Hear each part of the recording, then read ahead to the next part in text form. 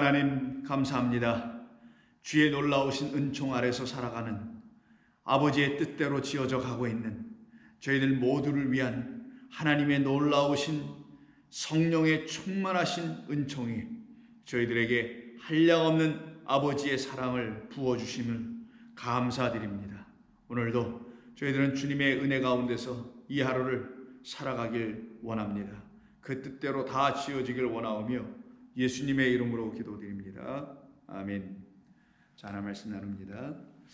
오늘은 누가복음 2장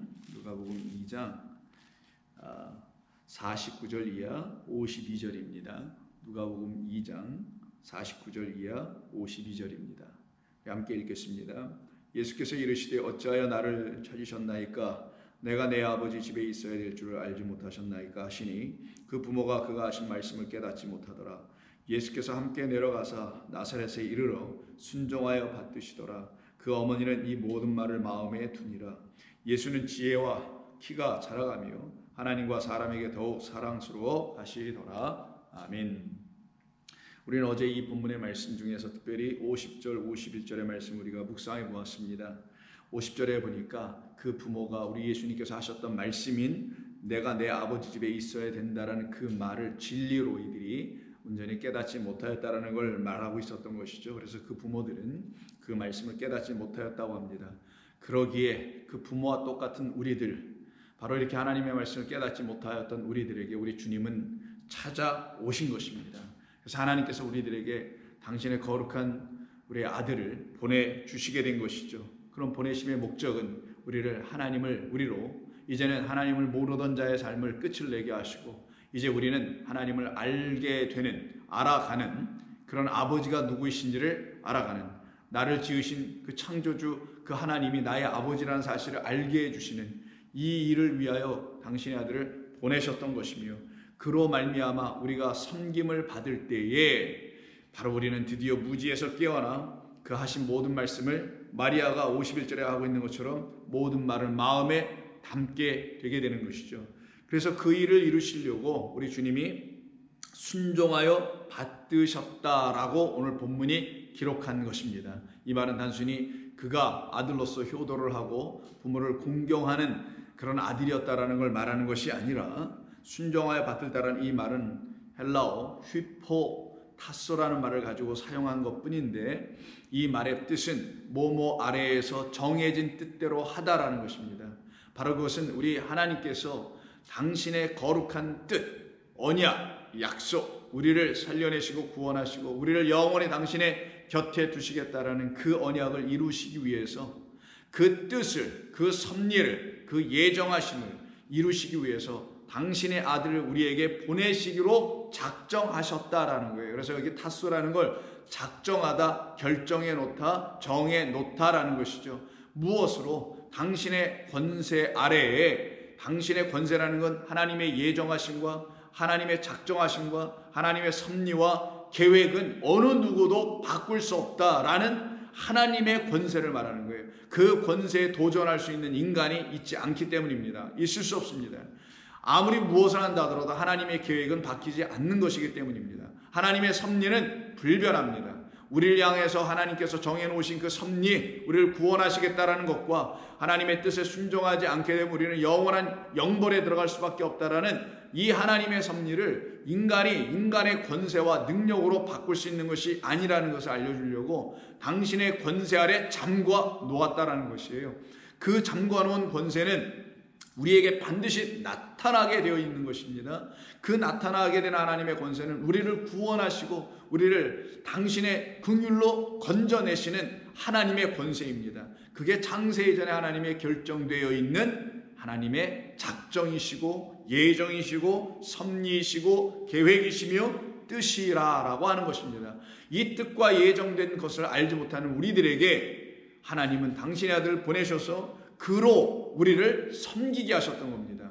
그럼 그가 우리에게 오셔서 섬기셨다는 건 우리의 삶을 섬기셨다는 게 아니죠. 그 영원하신 아버지의 아들들이 되게 하기 위한 그 일을 위한 섬김이었던 거예요. 그래서 우리가 더 이상 종이 아니요 이제는 아들로서 살아가는 그런 권세 있는 하나님의 백성들이 되어 그 아버지 집에 거하게 하시게 하는 것이 하나님의 뜻이었죠. 이것을 알게 된 사람이 바로 백부장이었다는 거 어제 우리가 말씀을 나누게 되었던 것입니다. 그럼 우리 주님은 말씀 여기 그대로 휘포 타소 하시는 분으로 오신 것이죠. 이게 무엇이냐? 말 그대로 순종한다는 거예요. 어디에? 아버지의 뜻에. 그 아버지 하나님의 뜻에 우리 주님이 순종하셔서 그 뜻을 꺾으신 것이 아니라 그 뜻을 순종하신 것이죠. 그 뜻에 순종하신 것이죠. 그래서 엘리 엘리 라마 사막다니를 외치시게 됐던 것은 이렇게 내가 아버지의 뜻에 순종하여 복종하여 그 아버지의 창세 이전의 섭리를 다 이루었기 때문에 우리에게 있는 영원한 형벌과 죄가 떠나가게 된 것이다 라고 말씀하여 가르쳐 주셨던 것이 왜 나를 버리시나이까라는 말씀 안에 담아 놓으신 것입니다.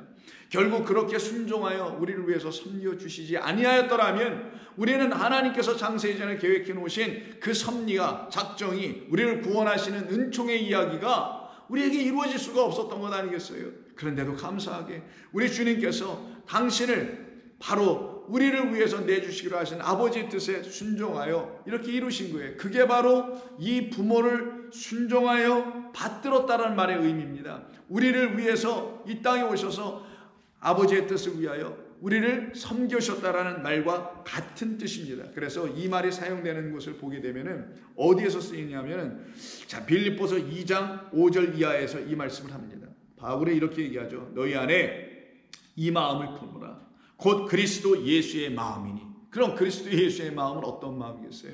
아버지의 뜻에 순종하고 있는 그 마음이죠. 아버지의 영원한 작정하심에 당신을 맡겨버리는 것이 예수의 마음이었습니다. 그러면 너희도 이 마음을 품으라 하면 우리가 품어야 될 마음이라는 것은 아버지의 뜻에 순종이 되는 그 마음을 우리가 가져야 된다는 것이죠. 왜냐하면 그 뜻에 순종하지 아니하면 우리는 살아날 길이 없기 때문입니다. 그래서 그 뜻에 순종할 수 있는 예수의 마음을 품어라.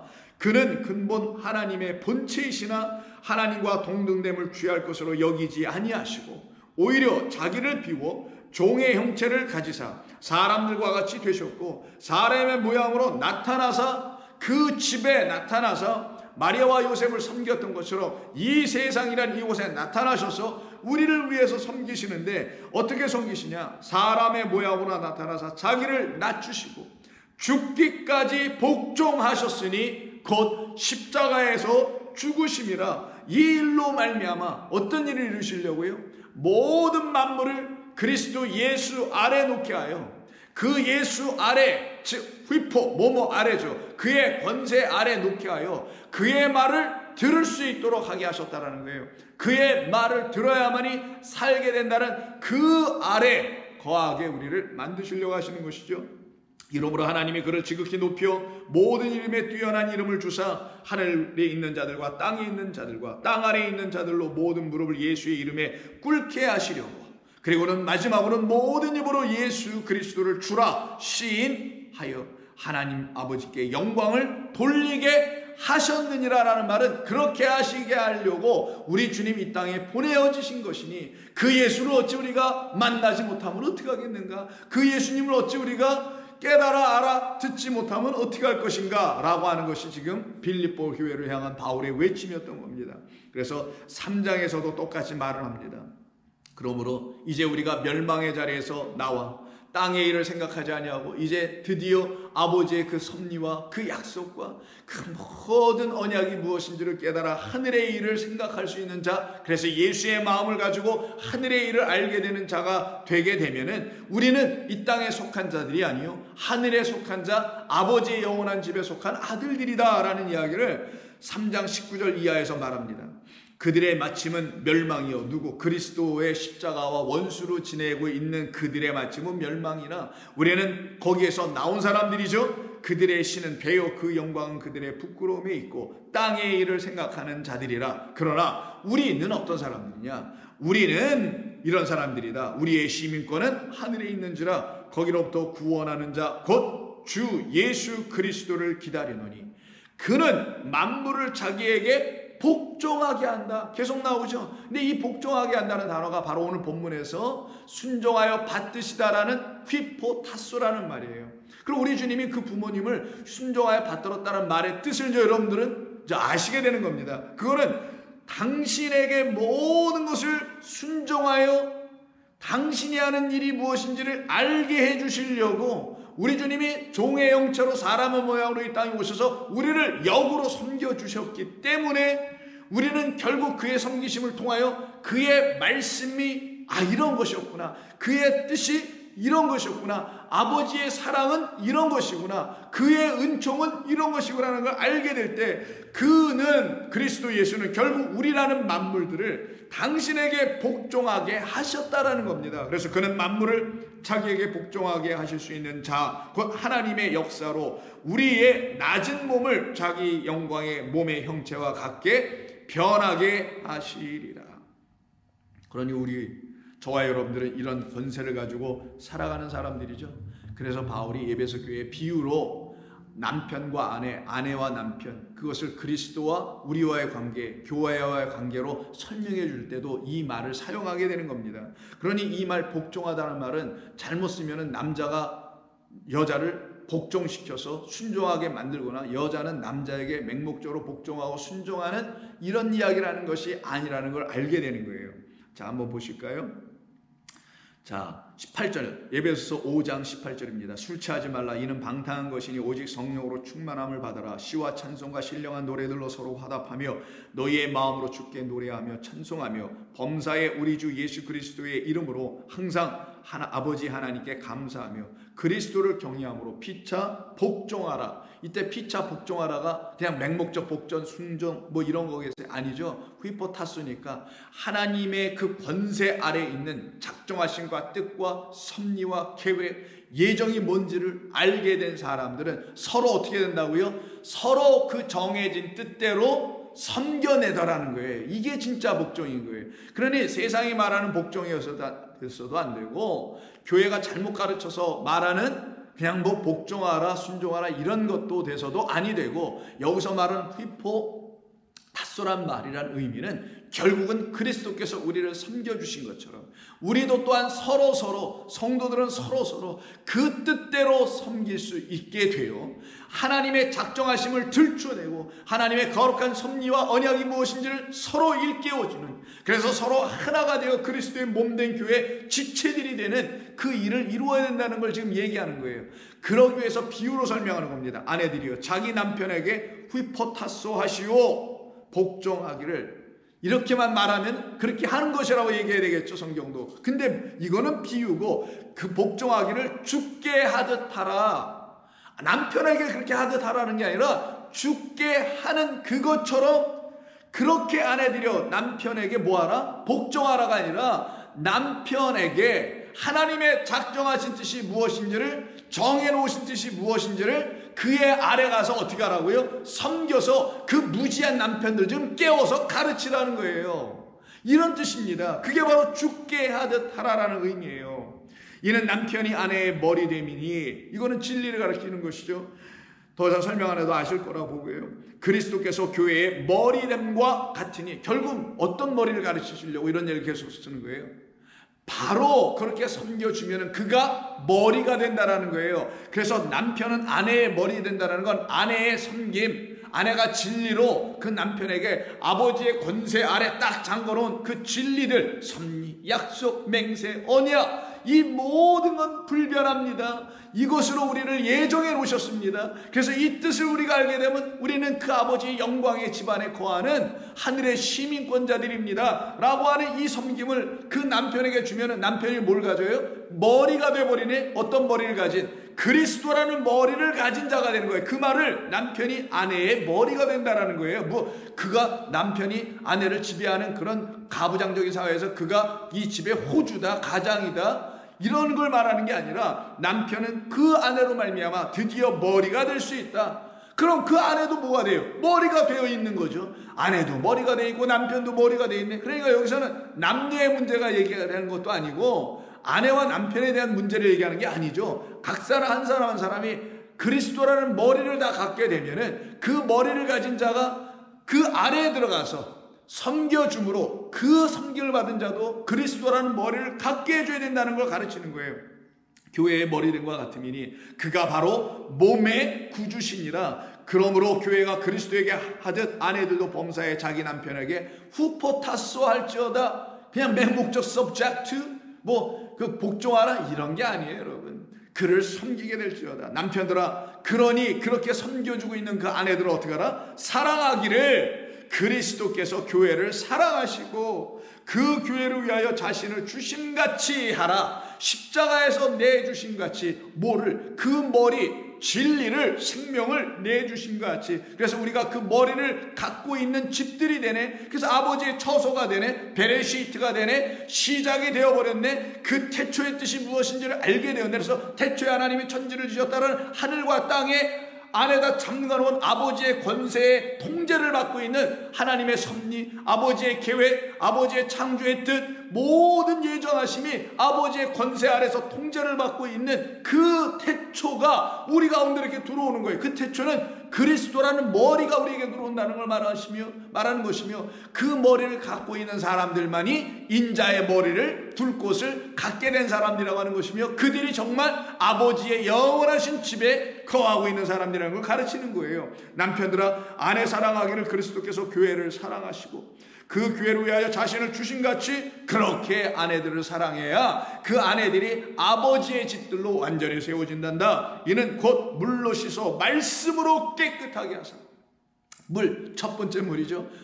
두 번째 말씀은 뭡니까? 이것도 물이에요. 그래서 앞에는 물이라고 해서 우리에게 가르쳐 주는 거예요. 하늘의 물이 우리에게 쏟아져 내려와야 그 물이 우리에게 말씀이 되어 우리를 깨끗하게 하는 거지, 무슨 물이 우리를 씻는 게 아니다. 세례로 씻고 그러는 것이 아니다. 하나님의 거룩한 물이라는 궁창 위에 있는 하늘의 말씀의 물이 우리에게 내려오지 않았던가? 그리스도 예수라는 이름으로. 그래서 우리를 깨끗하게 하사 거룩하게 하셨고 자기 앞에 영광스러운 교회로 세우사 우리 한 사람 한 사람을 하나님이 불러내신 사람들로 세웠다는 거예요. 왜? 교회라는 에클레시아 뜻이 에크, 뭐뭐로부터 칼레오, 불림을 받고 나오다예요. 그럼 우리 한 사람 한 사람이 교회니 머리를 가진 사람들만 불려 나오는 거예요. 어떤 머리? 그리스도의 머리를 갖고 있는 사람들만 세상에서 나오게 된 것이죠. 그래서 자기 앞에 영광스러운 교회로 세우사 티나 주름 잡힌 것이나 이런 것들이 없이 거룩하고 흠이 없게 하시려 하심이라. 이와 같이 남편들도 자기 아내 사랑하기를 자신과 같이 할지니라. 자기 아내를 사랑하는 자는 자기를 사랑하는 것이라. 그러면 사랑은 뭐라고요? 남편이 아내에게 잘해주고 그러는 거, 이런 걸 지금 이 예배소서를 통해서 예배소 교인들에게 지금 가르치는 겁니까? 집안에서 남편들이 아내를 어떻게 해야 되고 아내는 또 남편들에게 어떻게 해야 되니, 그런 세상이 말하는 그런 교훈들을 지금 바울이 시간 내서, 그것도 감옥에 갇힌 상태에서 쓴 이 옥중서신이라는 이 예배소서를 통해서 그런 이야기를 지금 얘기하겠어요? 그런 수준의 것을? 아니죠. 그런 사랑이 아니라 사랑한다는 건 진리를 전해주는 거예요. 정말 그 영혼을 사랑한다는 건 그 영혼이 가져야 될 무엇? 그리스도라는 진리, 나는 길이요 진리요 생명이라는 그 진리인 그리스도로 말미암아 참 생명을 갖게 해주는 것, 이게 영혼을 사랑하고, 이게 아내를 사랑하고, 이게 남편을 사랑하고 자식을 사랑하는 겁니다. 이게 교회가 세상을 사랑하고 섬겨내는 일이어야 되는 거예요. 다른 거 엉뚱한 걸로 하고 그러는 게 아니라, 누구든지 언제나 자기 육체를 미워하지 아니하고 오직 양육하여 보호하기를 그리스도께서 교회에게 함과 같이 하나니 라고 하면서 바울이 이 그리스도를 통하여, 즉 그리스도께서 우리를 위해서 어떻게 해요?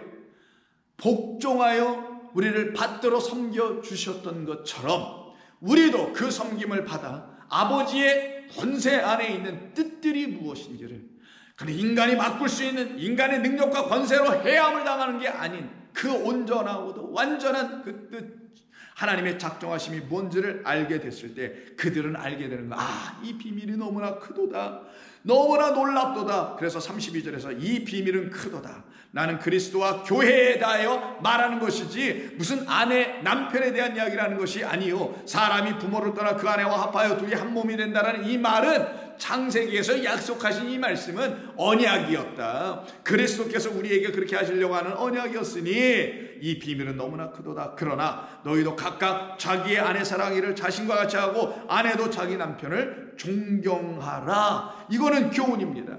이것을 깨달아 알게 됐을 때 그 가정들이 어떻게 되겠어요? 남편과 아내가 서로 똑같은 동등한 입장에서, 어떤 동등한 입장? 남녀의 동등한 입장이 아니라요, 뭐 여성 인권을 신장하니 남성도 뭐 어떻게 세워져야 되니, 이런 세상의 논리로 말하는 그런 것이 아니라 똑같이 그리스도와 한 몸 되었다라는 이 동등성, 똑같은 가치를 갖고 있는 이런 하나님의 자녀됨, 이것이 똑같게 되는 거예요. 그래서 서로 존경하고 서로 위하고 서로 사랑하고 서로 세워나가는 그런 아름다운 남녀의 관계, 가정들이 되고 가족이 되게 되는 것입니다. 바로 이것을 바울은 지금 이야기한 거예요. 그러나 이미 그 앞에 있는 1장에서부터 얘기했었어요. 1장에서 뭐라고 얘기하냐, 19절에서 이렇게 얘기합니다.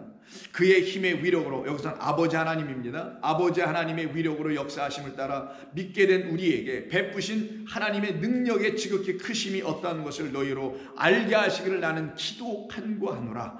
그의 능력이, 아버지의 능력이 그리스도 그의 아들 예수 안에서 역사하셔서 죽은 자들 가운데서 다시 살리시고, 즉 우리라는 죽은 자들 안에서 그가 다시 살아나게 하시고, 그리고는 자기의 오른편에 앉히사 모든 통치와 권세, 그리고 능력과 주권과 이 세상뿐 아니라 오는 세상에 일컫게 되는 모든 이름 위에 뛰어나게 하시고, 또 만물을 그 발 아래 후포타소 복종하게 하셔서 그를 만물 위에 교회의 머리로 삼으셨느니라. 교회는 그의 몸이니 만물 안에서 만물을 충만하게 하시는 이의 충만함이라.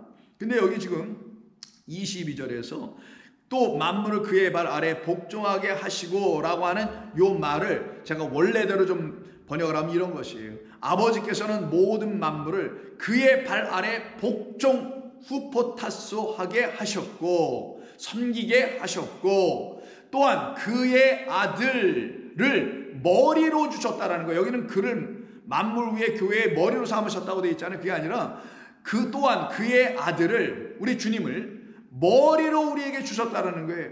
누구에게? 교회들에게. 그래서 교회들 안에 있는 모든 것들이, 즉 우리들이죠, 머리가 다 되었다는 거예요. 거기서 아내도 있고 남편도 있고 자식도 있고 다 있겠죠. 그들이 다 뭐가 돼요? 그리스도를 똑같이 머리로 갖고 있어서 그들 모두가 똑같아지는 거예요.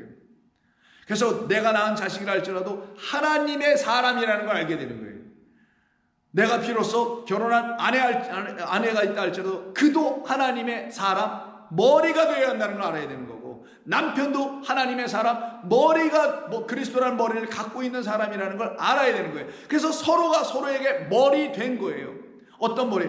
저 사람, 저 남편, 저 아내, 서로가 바라보면서 그리스도를 머리로 갖고 있는 존귀한 주의 백성이구나 라는 걸 알아가도록 하나님은 지어놓으신 것이고, 만약에 그게 되어 있지 아니하면 남편들아 아내를 사랑하여, 아내들아 그 남편을 복종하여가 아니라, 복종하여 번역한 그 말은 남편을 바로 권세 아래 놓으신, 그 작정해 놓고 정해 놓으신 그대로 섬겨줌으로 그 남편들을 그리스도의 머리를 갖게 하고, 남편들아 아내를 그렇게 사랑하여 진리로 섬겨서 그들도, 그 아내들도 그 그리스도란 머리를 갖게 하라라는 거예요. 그래서 모든 교회가, 즉 모든 성도 한 사람 한 사람이 그 머리를 똑같이 갖고 있어야 그들을 뭐라고 해요? 한 몸 됐다, 그리스도와 함께. 그리고 모두는 똑같은 머리를 갖고 있는 지체들이다 하는 거예요. 그것을 지금 22절에서 말씀하고 있었던 것입니다. 그러니 이 모든 것은 우리를 어떻게 해요? 결국 하나님의 새로운 피조물, 새 생명을 가진 주의 백성으로 만드는 것 아니겠어요?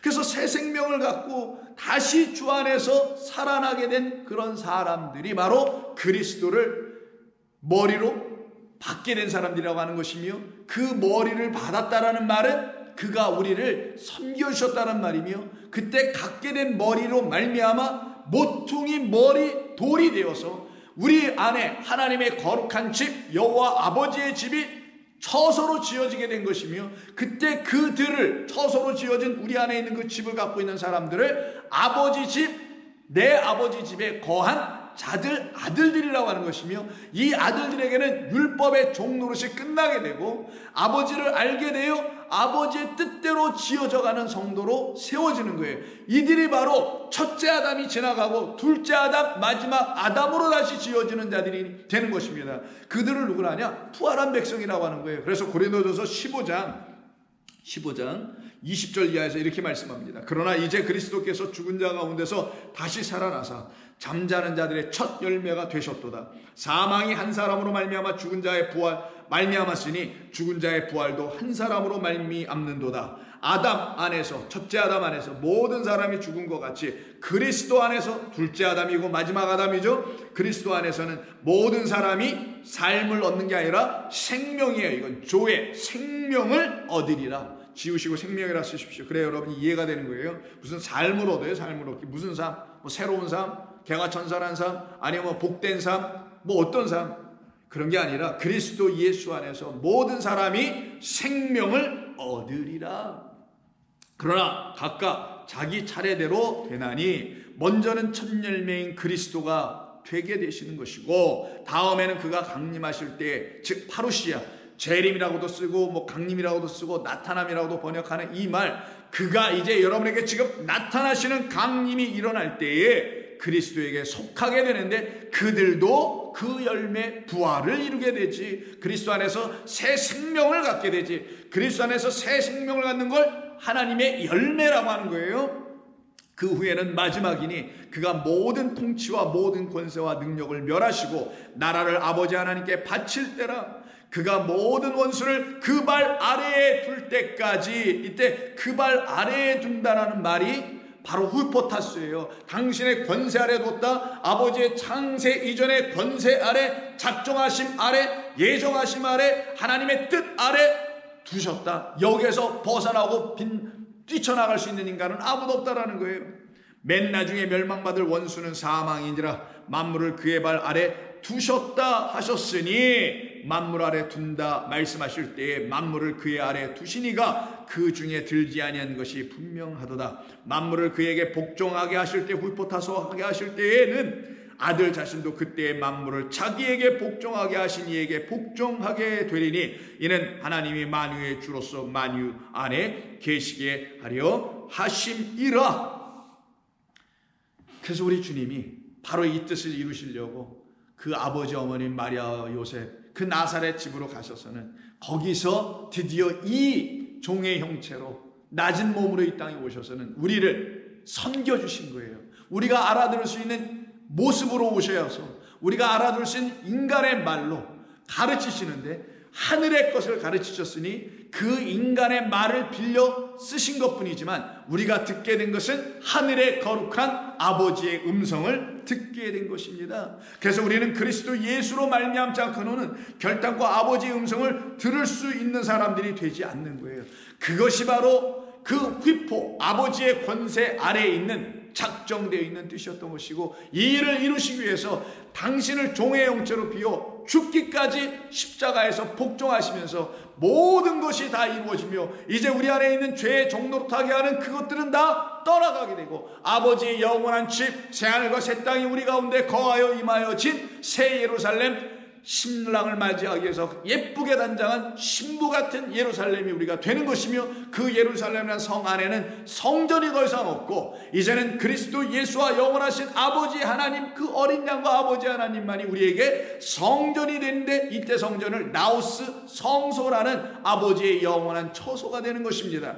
그것을 우리에게 이루게 해주시기 위해서 섬겨주신 것이에요. 그럼 이렇게 섬김을 받은 사람들은 그 백부장처럼 능력을 갖게 돼요. 그래서 그들 안에 말씀의 권세를 갖게 돼서 당신이 말씀만 하시면 됩니다. 나는 당신의 말씀으로 지어진 당신의 처소, 말씀의 집, 바로 어떤 집? 베이트 레켐 베들레헴입니다. 나는 생명의 떡, 당신이 생명의 떡을 이시니 당신을 말씀 생명을 주시는 떡으로 갖고 있는 자입니다. 이게 백부장이에요. 그런 사람들 안에는 사망이 없다. 그런 사람들 안에는 다 온전하여짐과 고쳐짐과 회복됨이 일어나는 것이다. 그거를 믿음이라고 한다라고 하는 거예요.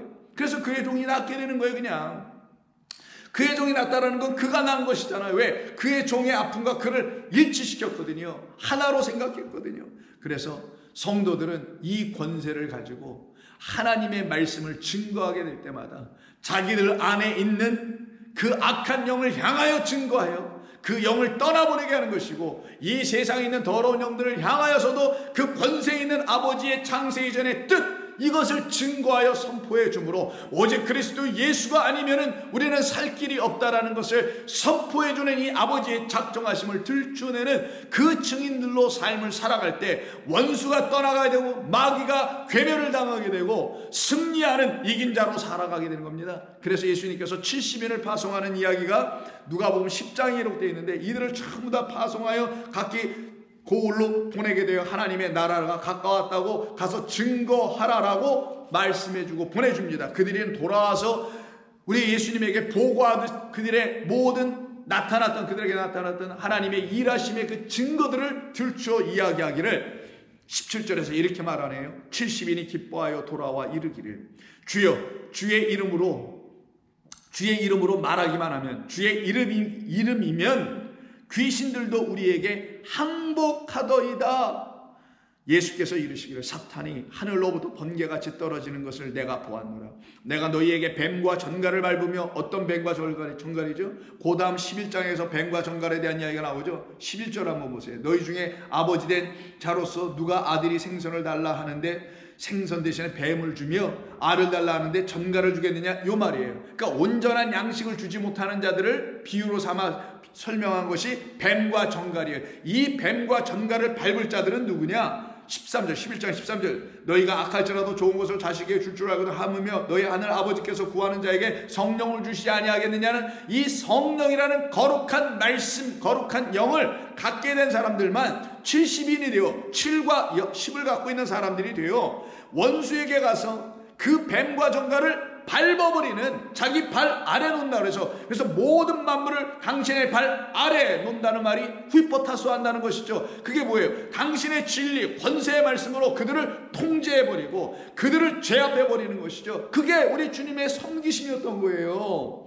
뭐 치닥거리하는 그런 섬김이 아니에요. 우리 주님의 섬김은 우리 안에 있는 더러운 영들을 쫓아버리는 것이고 세상에 있는 더러운 말들을 깨끗하게 하게 하는 말씀을 성령을 갖고 그 말로 전하는 걸 뱀과 전갈을 밟는다라고 하는 거예요. 원수의 모든 능력을 제어할 권능을 주었으니 너희를 해칠 자가 결코 없으리라. 그러나 귀신들이 너희에게 항복하는 것. 그래서 지금 항복한다는 말이 17절에서도 나오고 20절에서 두 번 나오죠. 이 말이 바로 휘포타스예요. 복종하다라는 거예요. 더러운 영, 더러운 말, 진리가 아닌 말들이 진리의 말에 전부 다 그 발 아래 놓여버리고 발등상에 그 발 위에 딱 올라가 버리는 그런 권세의 그리스도가 그 성도들 70인이 되어 있는 사람들 안에 들어가 계시면 그들은 그런 일을 감당하며 산다는 거예요. 바라건대 2022년 이 새 벽두에 다시 한번 말씀드린다면 여러분의 이 한 해의 삶이 이와 같은 권능, 하늘과 땅의 권세를 갖는 그런 삶이 되길 바랍니다. 그래서 여기서 권세라는 말이 여기서 나오게 되잖아요. 그 권세가 다른 권세가 아니라 바로 우리 주님께서 주신 권세였던 거예요. 그래서 20절 귀신들이 너에게 항복하는 것을 기뻐하지 말고 너의 이름이 하늘에 기록된 것으로 기뻐하라. 그거는 하나님이 보여주신 것이고 너희 안에서 멸망당해야 될 게 무엇인지를 보여준 것이지 그것이 끝이 아니다. 그건 시작이야. 끝이 무엇이냐? 너의 이름이 하늘에 있다는 걸 알아라. 너의 이름이 땅에 있는 자가 아니요 하늘에 있으니 너희가 하늘의 시민권을 갖고 있다라는 하늘에 속해 있다는 사실을 알아라. 이걸 이루시기 위해서 그 하늘에 그 내 아버지 집에 너희들이 거하게 된다는 사실을 알게 해주려고 이런 일을 너희들 가운데 이루게 한 거야. 그러니 이거는 나가서 복음 전도하는 단순한 그런 이야기가 아니라 자기 안에 있는 더러운 영, 더러운 귀신, 개구리, 새영의 그 말들을 갖고 있었던 그 자리에서 지배당하고 있던 나의 영혼에 하나님의 7 언약과 하나님의 10 언약, 그래서 7과 10이 함께 들어서 70이 되어 있는 7과 10을 한꺼번에 다 갖고 있는 그 하나님의 백성들에게만 이런 일이 일어나게 되어 그들의 이름이 하늘에 기록되게 되는 역사가 나타나게 되는 것이죠. 이것이 우리에게 지금 있느냐?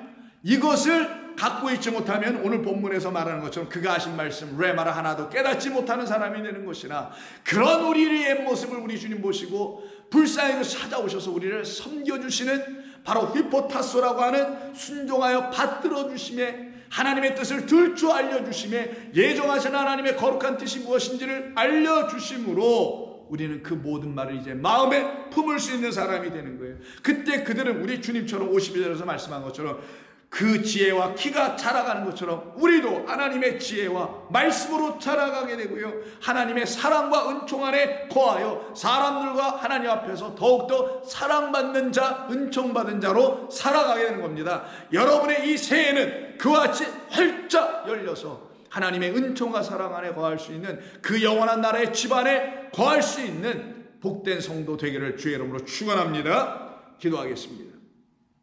아버지 하나님 감사합니다. 주님의 말씀만이 우리를 살려내며 주님의 말씀만이 진짜 약속이며 이루어질 약속, 이루어진 약속이며 언약이며 다시 한번 이렇게 알려주시니 감사드립니다.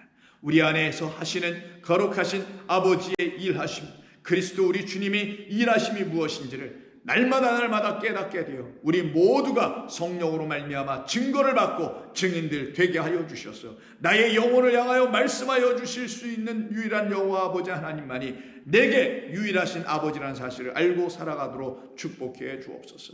예수님의 이름으로 기도드립니다. 아멘.